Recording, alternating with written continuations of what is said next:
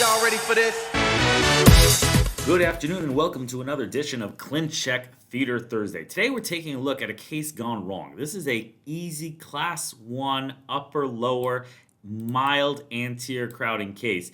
And instead of having a little bit of normal proclination expansion, we got IPR going on all around the town. This is a lot of IPR. We're talking 10 spots of IPR, and you got 0.2s and 0.3s and 0.4s, and it just doesn't make any sense. What I prefer to see is anterior IPR that is all the same amount of numbers and not 10 different numbers. I don't like to do posterior IPR for two reasons. Number one, it's really, really hard to get back there with your fingers or your disc to get in there to do some IPR. Number two, if you do posterior IPR, what you run the risk of doing is you run the risk of creating space in the posterior that instead of the anterior teeth distalizing and using, the posterior teeth mesialize and use. Meaning what you want, you're creating a little space here, and what you're hoping is that premolar distalizes a little bit and helps you solve the anterior crowding. But what is just as likely to happen as the premolar distalizing is this molar by accident mesializing.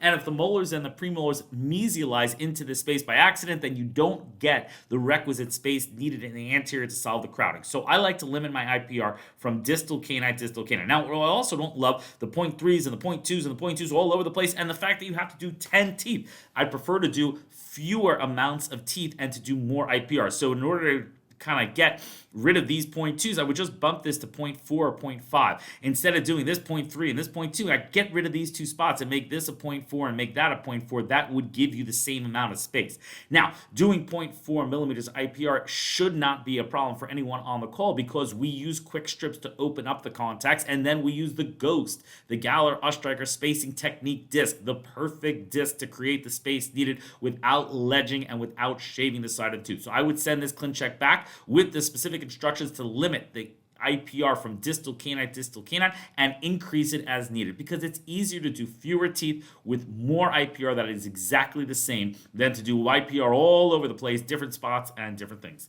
Thank you very much, and this has been a ClinCheck Theater Thursday.